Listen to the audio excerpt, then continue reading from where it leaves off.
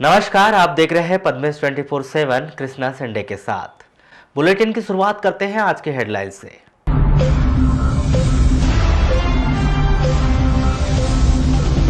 नगरपालिका अध्यक्ष ने लगाई उपयंत्री को फटकार, विरोध में सामूहिक अवकाश पर गए सभी उपयंत्री। जिला अस्पताल में चल रही खुली लूट, 800 रुपए देने के बाद होता है पोस्टमार्टम। लांजी में ट्रैक्टर के नीचे दबने से 2 नाबालिगों की मौत, पालडोंगरी गांव की घटना। नक्सली बनकर ग्रामीणों से लूट करने वाले 2 आरोपी गिरफ्तार, 4 की तलाश जारी। नवविवाहिता को जलाकर मारने वाले दहेज के लोभी सास, ससुर, पति और जेठ पहुंचे जेल। अतिक्रमण हटाने के बाद कलेक्टर ने किया सारेका का निरीक्षण, सड़क किनारे पेवर ब्लॉक लगाने के दिए निर्देश। 4 जनवरी तक जिले में हो सकती है बारिश, शीतलहर, कड़ाके की ठंड रहेगी जारी। अगरबत्ती उद्योग स्थापित करने के लिए जिले में लगाए जाएंगे टुलडा बास, किसानों को मिलेगा अनुदान। और अतिक्रमण के बाद खुली नाली, स्थानीय जन और राहगीरों को हो रही परेशानी, रामगली में चलना हुआ मुश्किल। अब समाचार विस्तार से। लांजी तहसील के अंतर्गत पालडोंगरी गांव में मंगलवार की सुबह 6 बजे ट्रैक्टर पलटने से उसमें दबकर 2 नाबालिगों की मौत हो गई। लांजी पुलिस से मिली जानकारी के अनुसार सहेकी निवासी 4 नाबालिग लड़के ट्रैक्टर लेकर पालडोंगरी जा रहे थे। इसी दौरान पालडोंगरी के निकट तालाब के पास अचानक ट्रैक्टर अनियंत्रित होकर पलट गया। घटना में संदीप पिता चेतन लाल पालीवाल उम्र 15 वर्ष और शशिक पिता अशोक पालीवाल उम्र 16 वर्ष की ट्रैक्टर में दबने से मौत हो गई। वहीं ट्रैक्टर में सवार मुकेश पालीवाल उम्र 15 वर्ष और अखिलेश पिता नेहरू उम्र 17 वर्ष बाल बाल बच गए।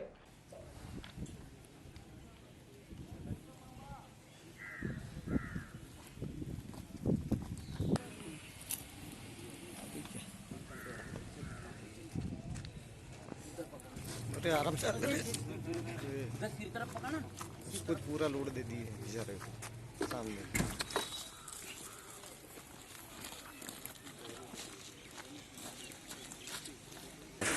सुबह 6:30 बजे सूचना मिली थी कि एक ट्रैक्टर जो है पालडोंगरी के पास बंधवा तालाब के पास पलट गया है, तो उसको दबने से 2 लोगों की मृत्यु हो गई है।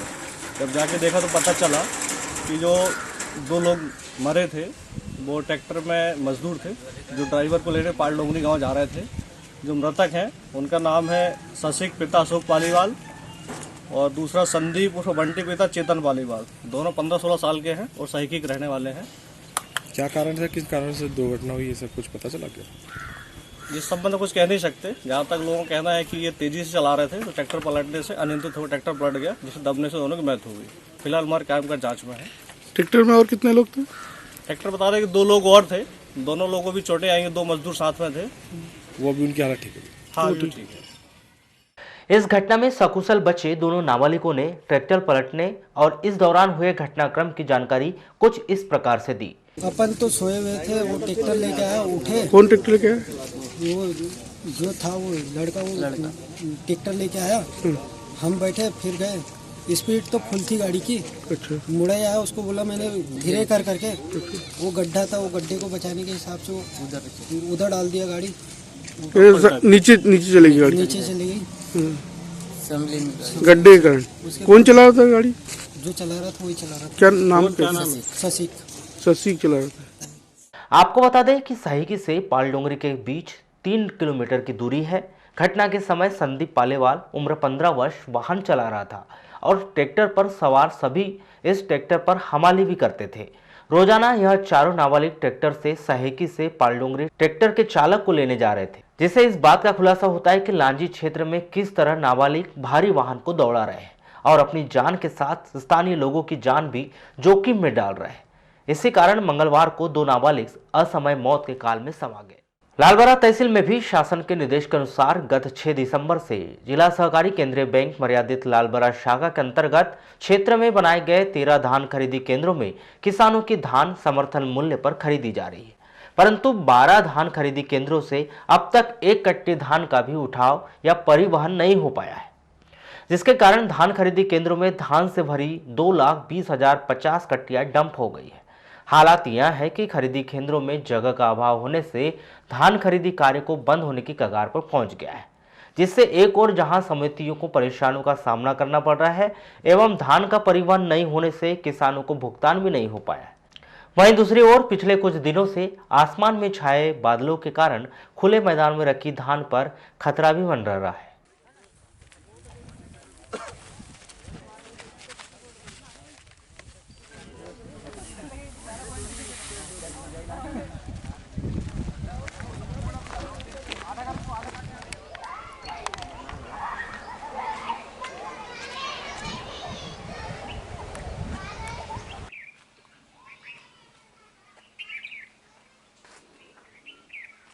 27 तारीख तक के 90,660 कुंटल खरीदी हो चुकी है, लेकिन परिवहन मात्र 2640 मेरे गांव का हुआ है। सर बाकी जो मंडियां है इनमें क्यों परिवहन नहीं हो पा रहा है, क्या कारण है इनके? परिवहन नहीं हो रहा है, उसका कारण क्या होते हैं, परिवहन करता आ ही नहीं रहा है। तो ये समिति में ये प्रबंध क्या बोलते हैं, परिवहन के कारण जो है बहुत सारा समिति में धान डंप पड़ गया है, और ये इसी की वजह से क्या बोलते हैं, खरीदी को बंद करना ही पड़ सकता है। अभी आज तक तो कोई मतलब नहीं, परिवहन का कुछ वो नहीं है। आपको बताएं कि अब तक परिवहन कार्य शुरू नहीं हुआ है। सिर्फ मेरे गांव धान खरीदी केंद्र से महज 2,640 क्विंटल धान का ही उठा हुआ है एवं कुल 13 धान खरीदी केंद्रों में 88,020 क्विंटल धान डंप हो चुका है। आसमान पर छाए काले बादल और मौसम विभाग से मिल रही जानकारी के अनुसार बालाघाट जिले में बारिश की संभावना व्यक्त की जा रही है, जिससे इतने अधिक मात्रा में खुले आसमान के नीचे रखे धान पर संकट के बादल स्पष्ट दिखाई देने लगे। लांजी तहसील के दूरस्थ वनांचल ग्राम सत्तूछेड़ी में नक्सलियों का डर दिखाकर लूट की घटना को अंजाम देने वाले 2 लुटेरों को पुलिस ने गिरफ्तार किया है। लांजी एसडीओपी नितेश भार्गव ने बताया कि 14 दिसंबर को लांजी तहसील के सत्तूछेड़ी गांव से फरियादी शिव प्रताप ने रिपोर्ट दर्ज कराई कि अज्ञात बदमाशों के द्वारा पिस्तौल दिखाकर नक्सली होने की बात कहते हुए लूट की घटना को अंजाम दिया। लांजी तहसील में इससे पहले कभी नक्सलियों के द्वारा इस तरह ग्रामीणों के साथ लूट की घटना को अंजाम नहीं दिया गया, इसलिए पुलिस भी इस मामले में सतर्क हो गई और बारीकी से जांच शुरू की। तो इस बात का खुलासा हुआ कि अज्ञात आरोपियों के द्वारा नक्सलियों के नाम पर ग्रामीणों के साथ लूट की गई है।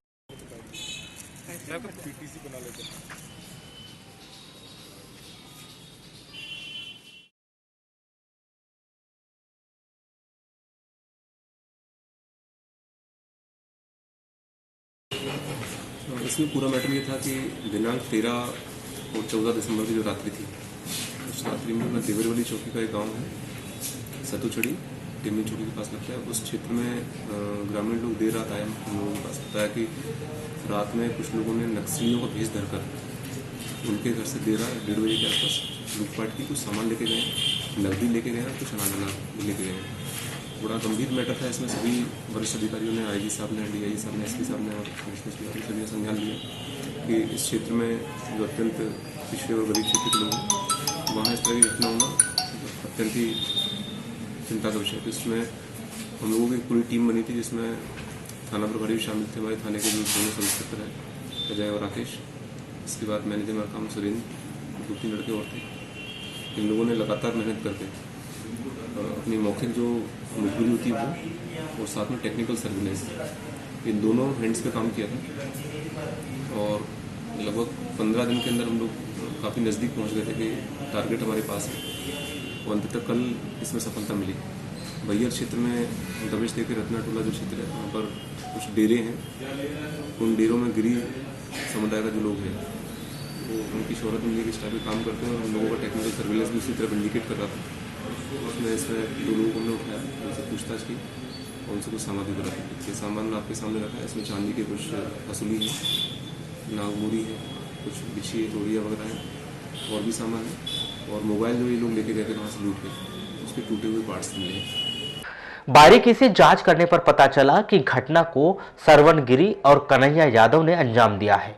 वहीं 4 आरोपी फरार है जो इन्हीं के परिवार के सदस्य है। आरोपियों के पास से चोरी किया गया सामान भी बरामद किया गया। फिलहाल गिरफ्तार हुई कन्हैया गिरी जो है वो और सरबन गिरी।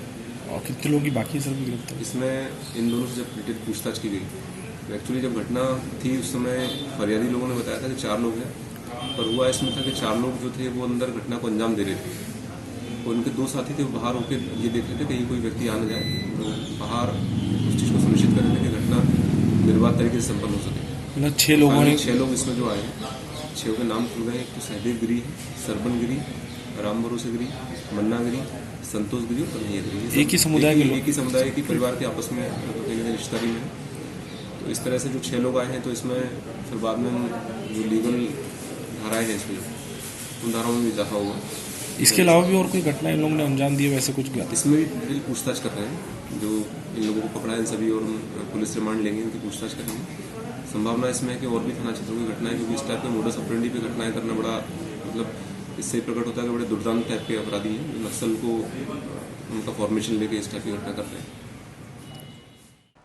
वारासुनी थाना के अंतर्गत ग्राम पंचायत बड़गांव में गत दिन पूर्व पति, सास, ससुर, जेठ के द्वारा नव विवाहिता बहू पर मिट्टी तेल डालकर जलाकर मारने वाले आरोपी जेल पहुंच गए हैं। जानकारी के अनुसार 22 वर्षीय मृतिका दुर्गेश्वरी पति राजेंद्र बिसेन के बयान के अनुसार आरोपी पति राजेंद्र बिसेन, सास जीरनबाई बिसेन, ससुर मानिक राम उर्फ चैनलाल बिसेन, जेठ शैलेंद्र बिसेन को भादवी की धारा 307 498A 34 दहेज एक्ट की धारा 34 के तहत गिरफ्तार कर 31 दिसंबर को न्यायालय के समक्ष पेश कर जेल भेज दिया गया है।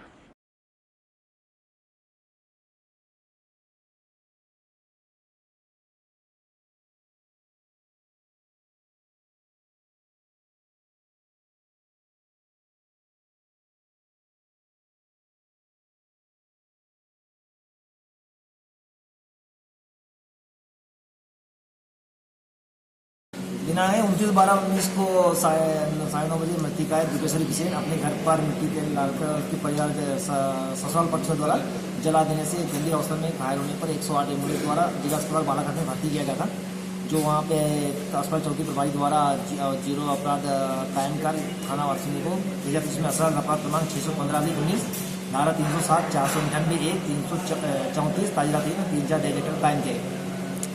30/12/19 को इलाज के दौरान इसकी मृत्यु हो गई थी। नवविवाहिता की दुर्गेश्वरी बिसेन की, जो वहाँ मर पंचम में कायम होकर आज उसकी 30 तारीख को डायरी प्राप्त होने पर आसन में संलग्न की गई है, जिसको आरोपी को बड़गांव से गिरफ्तार कर माननीय एसडीएम साहब को डायरी सौंपी गई थी। 29 दिसंबर को बस स्टैंड स्थित धर्मशाला में अखिल भारतीय गढ़वाल समाज की मंडल अध्यक्ष की बैठक आगामी महासभा अध्यक्ष के चुनाव की प्रक्रिया पर चर्चा करने हेतु एक बैठक आयोजित की गई थी। इस बैठक में 2 पक्षों के बीच मारपीट हुई थी। इस मामले को लेकर एक पक्ष ने एसपी कार्यालय जाकर ज्ञापन सौंपकर दूसरे पक्ष पर कार्रवाई की मांग की। उक्त संबंध में जानकारी देते हुए प्रदीप सिंह खरे मंडल अध्यक्ष ने बताया कि 29 दिसंबर को स्थानीय धर्मशाला बस स्टैंड में अखिल भारतीय गढ़वाल की बैठक आयोजित की गई थी। अखिल भारतीय गढ़वाल समाज के निर्वाचन पद हेतु आवश्यक बैठक बस स्टैंड स्थित धर्मशाला में 29/12/2019 को आहूत की गई थी, जिसमें सिर्फ और सिर्फ मंडल अध्यक्ष और उनकी कार्यकारिणी को बुलाया गया था। उसमें निर्वाचन हेतु उनसे विचार विमर्श करना था। चूँकि इसी बीच में सभा बढ़िया चल रही थी, कुछ असामाजिक तत्व विवेक सूर्यवंशी, राहुल सूर्यवंशी, ये लोग वहाँ गुंडों के साथ में पहुँचे और मेरे साथ नितिन ब्रह्मे के साथ मारपीट की, लाठी से मारा, ईंट से मारे और नितिन ब्रह्मे उस बीच में फिर घायल हो गए, जिनको जिला अस्पताल तुरंत लेके गए सामाजिक लोगों ने और उसके बाद उनको फिर गोंदिया रेफर किए। तो ये इस टाइप से समाज में अराजकता फैलाते हैं। शहर को सुंदर बनाने की मुहिम के तहत नगरपालिका और जिला प्रशासन की संयुक्त कार्रवाई में शहर के राम गली में अतिक्रमण हटाओ कार्रवाई की गई, जिसमें नालियों पर लगे पत्थरों को भी हटा दिया गया, जो अब परेशानी और दुर्घटना का कारण बनते जा रहे हैं। पद्मेश न्यूज से चर्चा के दौरान स्थानीय जनों ने, व्यापारियों ने अपनी परेशानी हमें कुछ इस तरह से बताई। ये हालत 3 दिन से हुई है और यहाँ पे डस्ट बहुत उड़ रहा है, सामान खराब हो रहा है नली में कचरा पड़ा हुआ है, उसकी कोई जवाबदारी नहीं ले रहे हैं यहाँ पर आकर। और जैसे नालियाँ जो खुली है उससे क्या परेशानी है? नालियाँ खुली, बदबू बहुत तेज चल रही है, कस्टमर परेशान हो रहे हैं। अच्छा, खड़े रहने जगह नहीं हो पा रही किसी को यहाँ पे। एक्सीडेंट वगैरह भी हो रहे हैं क्या? एक्सीडेंट कल ही हुआ एक, यहाँ पर शाम को बच्ची गिर गई थी नाली में, साइकिल चले गई थी उसकी, तो एक बच्ची गिर गई थी, उसे भी कुछ चोटें आई।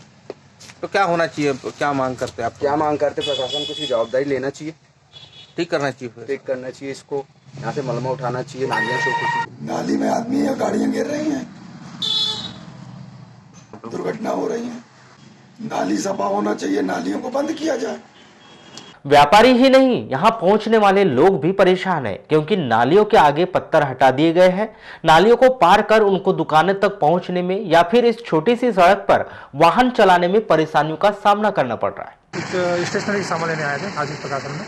अच्छा सर, ये बताइए क्या परेशानी आ रही है यहाँ पर अभी आपको? परेशानी जा रही है कि हमको क्रॉस करने में और दिक्कत का सामना करना पड़ रहा है। सर क्यों दिक्कत का सामना करना पड़ रहा है, क्या वजह लग रही है आपको? वजह नाली मतलब ठीक से क्लियर नहीं है, और इसमें अगर पैर वैर गिरने का डर है। निर्माण भी होना चाहिए, नालियों का निर्माण थोड़ा अलग से हो और सेफ्टी के साथ हो। अब स्थानीय जनों की यही मांग है कि मलबे की वजह से नाली चौक हो गई है, पानी बहना बंद हो गया है, जिससे दुर्गंध फैल रही है। प्रशासन जल्द से जल्द उस पर कोई उचित कार्रवाई करे, नाली पार कर दुकान में आने जाने के लिए पत्थर लगाने की अनुमति दी जाए। ये होना चाहिए था कि पहले देखना चाहिए था कहाँ से उनको तोड़ना है करके, उससे ज़्यादा ही उन्होंने तोड़ दिया है। और ये है कि जो व्यवस्था मतलब अभी हो गई है तो उसका मलबा उठना चाहिए, और उनकी मतलब वैकल्पिक व्यवस्था आने जाने की जो घरों की दुकान वालों की है वो होना चाहिए। क्या परेशानी आ रही है अभी यहाँ पे?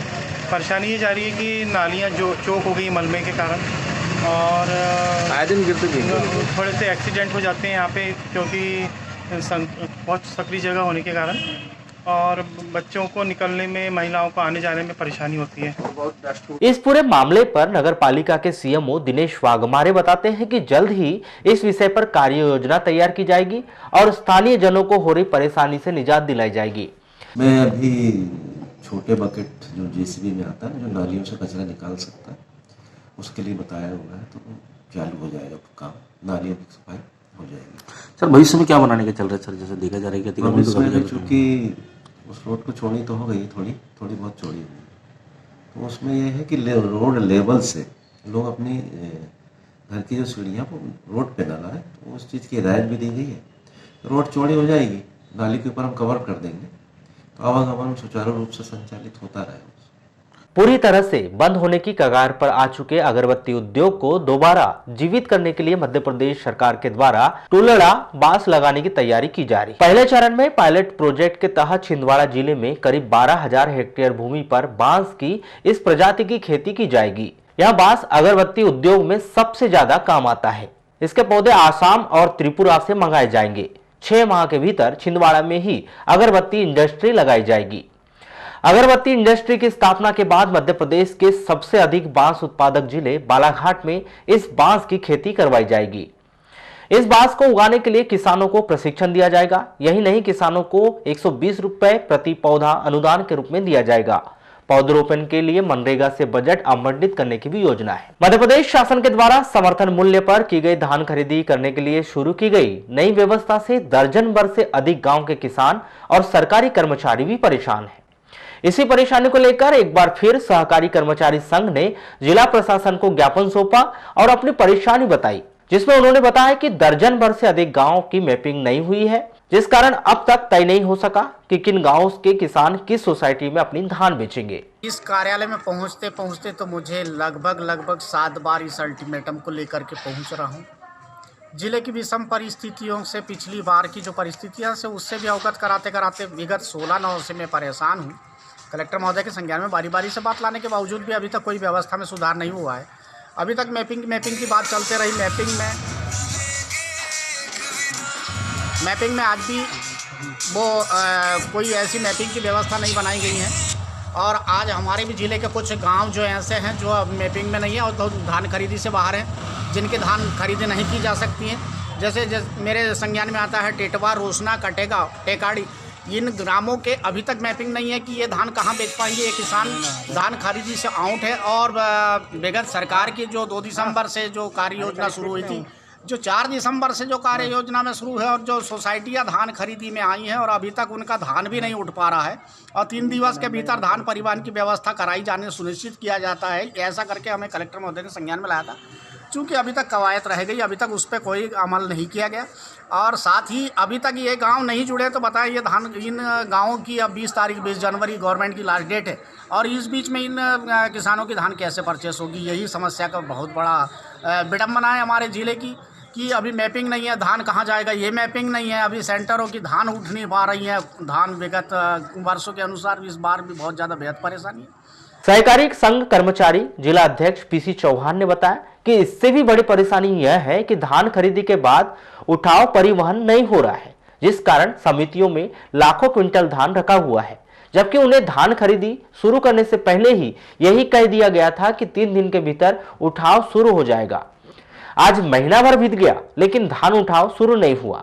ऐसे में इतने अधिक धान की सुरक्षा करना समिति प्रभारियों के लिए परेशानी का कारण बन गया। बड़ा विडम्बना का विषय है, मैं तो ऐसे अपने आप में हतोत्साहित समझ रहा हूँ, लेकिन यहाँ पर कोई ऐसी व्यवस्था शासन प्रशासन मौन स्थिति में है, कोई क्रियान्वयन नहीं है। अब एक देखिए जिले का बहुत बड़ा एक विडम्बना है, जो जिले के विपणन अधिकारी जिनको गवर्नमेंट की मुख्य एजेंसी हम सब एजेंट के रूप में काम करते किसानों को राहत पहुंचाने के लिए गांव गली में, जो कि इनका परिवहन 3 दिवस के भीतर अगर परिवहन नहीं करता है तो इनकी पूर्ण जवाबदेही होती है कि वे माल को सुरक्षित रखाने, जबकि उनने हमें एक लेटर के मार्फत एक जिम्मेदारी सौंप दी है कि जब तक समिति से धान परिवहन नहीं होता, चाहे वो विगत 1 महीना हो चाहे 4 महीना हो, इसकी संपूर्ण जिम्मेदारी प्रभारी उपार्जन प्रभारी प्रबंधक समिति की होगी। ये स्पष्ट मौखिक नहीं ए लेटर दे करके दिया है और इसी संज्ञान में हमें बहुत ज़्यादा दिमाग खराब हो रहा है कि हम जब जिनको जवाबदारी लेना चाहिए वो दूसरों पर जवाबदारी सौंप रहे हैं। ये कैसा कौन सी न्याय है, इसके लिए मैंने कलेक्टर महोदय का फिर से ज्ञापन सौंपा है और माननीय में तो समझ में आ रहा है कि अब क्या करें। अब जब इसके बाद में ज्ञापन नहीं 3 दिन का अल्टीमेटम दिया है मैंने और 3 दिन के भीतर अगर कोई ऐसा सार्थक परिणाम नहीं आता है तो जिले के 169 सेंटर जो है वो बंद कर दिए जाएंगे, धान खरीदी बंद हो जाएगी और पूरा का पूरा जिला बंद कर दिया जाएगा। ये हमारा अंतिम निर्णय है। निश्चित ही सहकारी संघ कर्मचारियों की मांग हर लहजे से जायज दिखाई दे रही है, क्योंकि मैदानी स्तर पर धान खरीदी प्रभारियों के लिए अब इस विभाग की नौकरी किसी सदमे से कम नहीं हो गई। बड़ी परेशानी यह है कि खुले में रखे लाखों क्विंटल धान बेमौसम बारिश की भेंट चढ़ सकती है, तो दूसरे और रात्रि के दौरान कड़ाके की ठंड में इतने अधिक मात्रा में धान की सुरक्षा करना बहुत अधिक कठिन काम हो गया है। ऐसे में एक बोरी भी यदि धान चोरी होती है, इसकी पूरी जिम्मेदारी खरीदी केंद्र प्रभारी की होगी, जिससे उसकी नौकरी तक जा सकती है।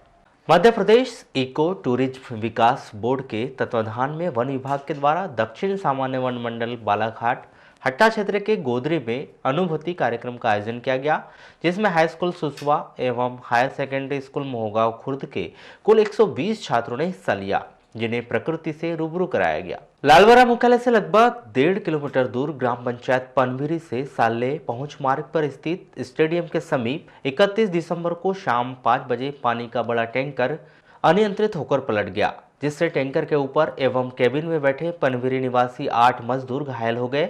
मामले की सूचना मिलते ही पुलिस विभाग की ओर से सहायक उप निरीक्षक लक्ष्मीचंद चौधरी व प्रधान आरक्षक भूमेश्वर वामनकर पुलिस बल के साथ मौके पर पहुंचे, जहां पर पनविरी निवासी युवक आकाश नागेश्वर व अन्य युवाओं के सहयोग से सभी घायलों को टैंकर से बाहर निकालकर 108 एम्बुलेंस के माध्यम से सामुदायिक स्वास्थ्य केंद्र लाया गया, जहां उपचार के दौरान पनविरी निवासी 22 वर्षीय देवेश्वरी पिता शोभाराम यादव की मौत हो गई। वहीं 3 मजदूर बुरी तरह से घायल हो गए, जिन्हें तत्काल आयुष चिकित्सक डॉक्टर मुकेश चौहान के द्वारा जिला चिकित्सालय रेफर कर दिया गया एवं अन्य 4 मजदूरों का प्राथमिक उपचार सामुदायिक स्वास्थ्य केंद्र में किया जा रहा है। मामले की जानकारी मिलते ही थाना प्रभारी मनसाराम रोमड़े अस्पताल पहुंचे एवं घायलों से मुलाकात कर घटनाक्रम की जानकारी ली, जिसके पश्चात श्री रोमड़े के द्वारा घटनास्थल का मुआयना किया गया। जानकारी के अनुसार निर्माणाधीन पनविरी से साले पहुंच मार्ग पर पानी का टैंकर प्रतिदिन पानी डालने के लिए जाता है एवं ग्राम पनविरी के मजदूर इसी कार्य में मजदूरी कर रहे हैं। 31 दिसंबर को शाम 5 बजे बारिश होने के कारण सभी मजदूर पानी के टैंकर पर सवार हो गए, जिससे पश्चात स्टेडियम के पास मौजूद नाले में पानी का टैंकर अचानक पलट गया। गरम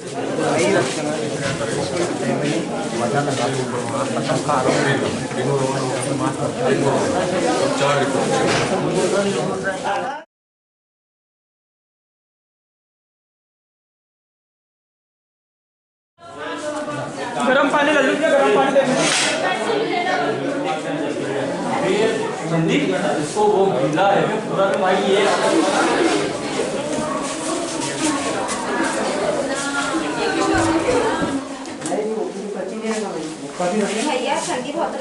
बस अम्मा 2 मिनट इसको निकाल देंगे।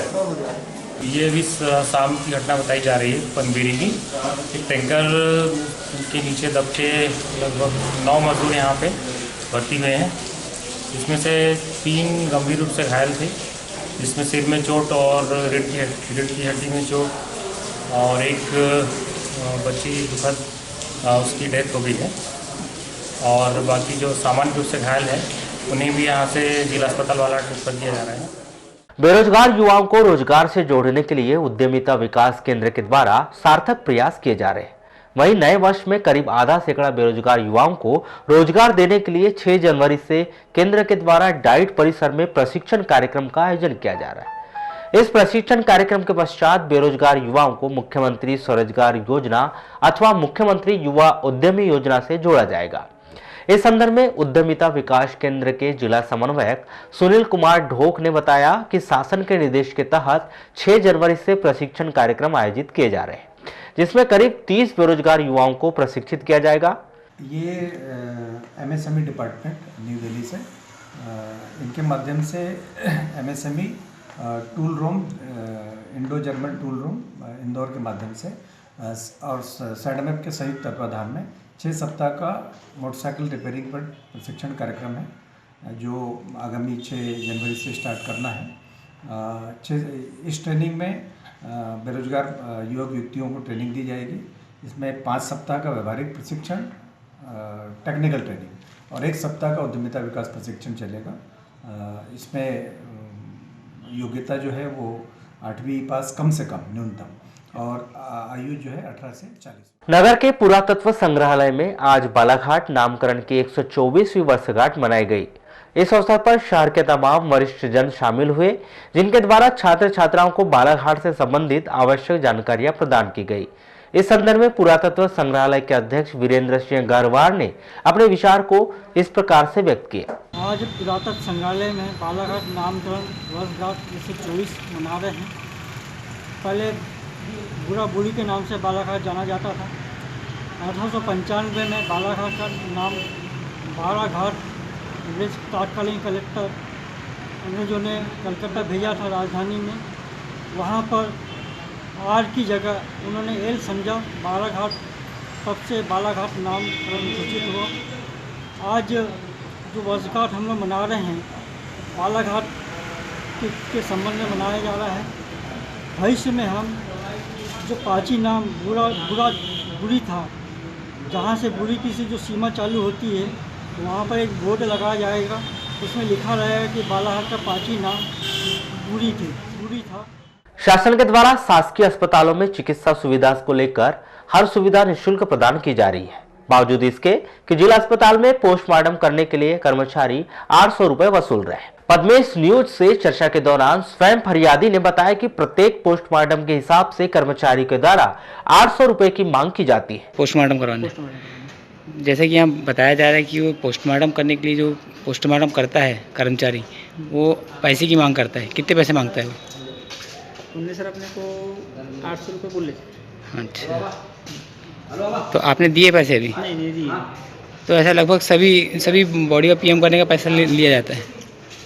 अब ये नहीं पता सर अपने को, लेकिन नियम के अनुसार अपने को हमने बोले कि आपको जो भी है आपका जो भी है खर्चा पानी मिल जाए, इतना बोले। पोस्टमार्टम के लिए 800 रुपए की मांग किए जाने के सवाल पर सिविल सर्जन डॉक्टर R.K. मिश्र बताते हैं कि जिला अस्पताल में हर सुविधा निःशुल्क है। पोस्टमार्टम के लिए राशि लेने की जानकारी पद्मेश न्यूज के माध्यम से उन्हें मिल रही है। इस पर जल्द ही कार्रवाई की जाएगी। ये तो पूरी निःशुल्क है, पोस्टमार्टम तो बिल्कुल निःशुल्क है, MLC पूरी निःशुल्क है। यदि कोई ऐसा ले रहा है तो मैं उसको खिलाफ कार्यवाही करूंगा, और हमको आप बताइए उसका कब लिया, कैसे किया है। अभी तक हमको इस विषय में आइडिया नहीं था, ये आपने पहली बार अच्छा बताया आपने, इसके लिए मैं देखता हूँ क्या कार्रवाई की जाएगी और कब तक की जाएगी। तो आज ही उससे पूछता हूँ और लिखित कार्रवाई करूँगा, उससे पूछूंगा और जो होगा पहले जांच में जैसा रहेगा उस हिसाब से कार्रवाई करेंगे, उसको दंडित किया जाएगा उसको। देखना अब यह है कि रोजाना पोस्टमार्टम करवाने आने वाले से कर्मचारी की वसूली चालू रहती है या फिर इस पर नकेल कसी जाती है या फिर पुराने ढर्रे पर वसूली का कार्यक्रम पहले जैसे शुरू रहता है। वर्षों से सरेखा में संचालित सब्जी बाजार की भूमि से वन विभाग ने कब्जा हटा दिया, जिसके बाद मुख्य सड़क पर ही सरेखा का बाजार आ गया है। बीते दिनों जिला प्रशासन व नगर पालिका की संयुक्त कार्रवाई से अतिक्रमण हटा।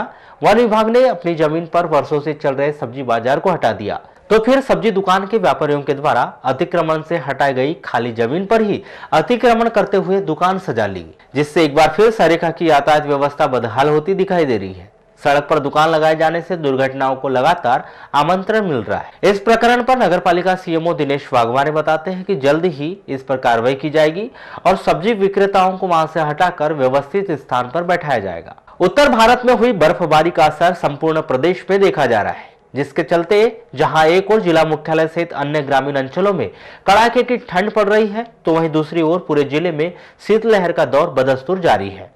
मौसम विभाग ने साल के अंतिम दिन 31 को कोल्ड डे घोषित करते हुए आगामी 24 घंटे तक शीतलहर चलने और जिला मुख्यालय सहित अन्य ग्रामीण अंचलों में हल्की बारिश होने की संभावना व्यक्त की है। उत्तर भारत से आ रही बर्फीली हवाओं से पूरे जिले में ठिठुरन बढ़ गई। कड़ाके की ठंड से कई जगह पत्तियों में ओस की बूंदें जम गई है। वहीं आसमान में घना कोहरा छाया हुआ है, जिसके चलते नए साल का आगाज हल्की बारिश के साथ होने की संभावना मौसम विभाग के द्वारा जताई जा रही है। मंगलवार को कड़कड़ाती ठंड, घने कोहरे और जिले के विभिन्न क्षेत्रों में हुई हल्की बूंदाबांदी के बीच मौसम विभाग ने नगर का अधिकतम तापमान 21 डिग्री सेल्सियस दर्ज किया, वहीं न्यूनतम तापमान 10 डिग्री सेल्सियस के आसपास दर्ज किया गया है। इसके अलावा मौसम विभाग ने 1 जनवरी 2020 सहित आगामी 2 दिनों तक मौसम के कुछ इसी तरह से बने रहने, जिले के विभिन्न क्षेत्रों में हल्की बूंदाबांदी के साथ बारिश होने और 14 किलोमीटर रफ्तार के साथ शीतलहर चलने की संभावना जताई। नगर पालिका के अध्यक्ष अनिल दुहारे के द्वारा महिला उपयंत्री को फटकार लगाने पर नाराज होकर नगर पालिका के सभी उपयंत्री सामूहिक अवकाश पर चले गए। दूरभाष पर हुई चर्चा के दौरान नगर पालिका अध्यक्ष अनिल दुहारे ने बताया कि काम में लापरवाही के चलते उनके द्वारा महिला नगर पालिका उपयंत्री को फटकार लगाई गई। हालांकि उन्हें इस विषय पर जानकारी नहीं है कि सभी उपयंत्री उन्हें अपना मोबाइल स्विच ऑफ कर सामूहिक अवकाश पर चले गए। पद्मेश न्यूज ने महिला उपयंत्री रुचिता साहू से चर्चा करने की कोशिश की तो उनका मोबाइल नंबर भी बंद आ रहा था। जानकारी के अनुसार मंगलवार को नगर पालिका के अध्यक्ष अनिल दुहारे ने पीडब्ल्यूडी शाखा में पदस्थ उपयंत्री रुचिता साहू को अपने चैम्बर में बुलाया और उनसे विभिन्न निर्माण कार्य के विषय में जानकारी लेना शुरू की। इस दौरान अचानक उनके द्वारा उपयंत्री को फटकार लगाई गई, जिससे आहत होकर वह बाहर निकल गई और इस मामले की जानकारी उन्होंने अपने सभी उपयंत्री साथियों को दी, जिससे सभी उपयंत्री ने विरोध जताते हुए सामूहिक अवकाश लिया और अपना मोबाइल स्विच ऑफ कर लिया है। पद्मेश न्यूज ने इस विषय पर जब नगर पालिका के सभी उपयंत्रियों का नंबर डायल किया तो सभी नंबर स्विच ऑफ आ रहे थे। इस पर नगर पालिका सीएमओ दिनेश वाघमारे से जब इस विषय पर चर्चा करने की कोशिश की गई तो उन्होंने भी फोन रिसीव नहीं किया।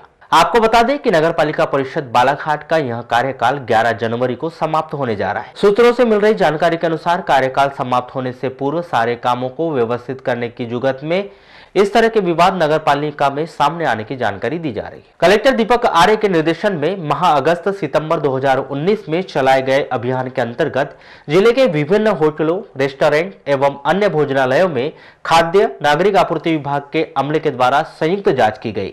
जांच में मौके पर व्यावसायिक प्रतिष्ठानों द्वारा घरेलू गैस का व्यावसायिक उपयोग किया जाना पाया गया, जिस पर सहायक कनिष्ठ आपूर्ति अधिकारी के द्वारा कार्रवाई करते हुए विभिन्न प्रतिष्ठानों से घरेलू गैस सिलेंडर व भट्टियां जब्त की गई एवं संबंधित गैस एजेंसियों की सुपुर्दगी में दी गई। संबंधित होटल संचालक के विरुद्ध आवश्यक वस्तु अधिनियम एवं द्रवीकृत पेट्रोलियम गैस प्रदाय एवं वितरण विनियम आदेश 2000 का उल्लंघन करने के कारण प्रकरण पंजीबद्ध किए गए। परिवहन विभाग ने कबाड़ हो चुके खटारा वाहनों का पंजीयन निरस्त कराने पर वाहन मालिकों को उनका बकाया टैक्स 70% तक माफ करने की योजना बनाई है। बालाघाट जिले के वाहन मालिक भी इस योजना का लाभ ले सकते हैं और कर रियायत प्राप्त कर सकते हैं। जिला परिवहन अधिकारी अनिमेश गढ़पाल ने बताया कि कर माफी रियायत योजना के आदेश परिवहन विभाग के द्वारा जारी कर दिए गए हैं।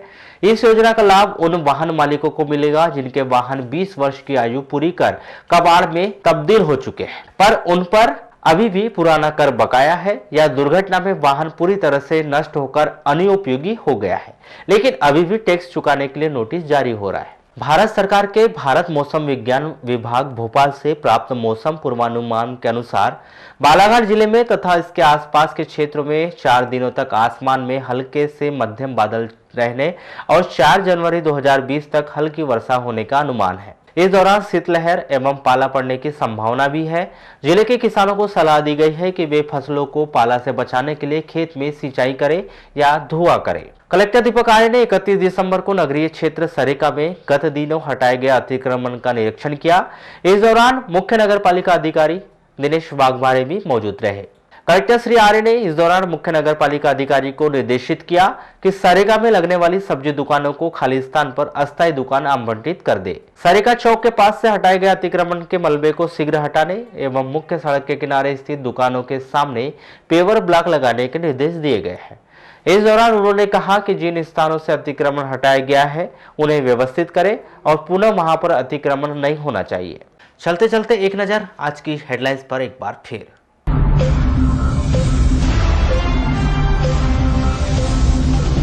नगरपालिका अध्यक्ष ने लगाई उपयंत्री को फटकार, विरोध में सामूहिक अवकाश पर गए सभी उपयंत्री।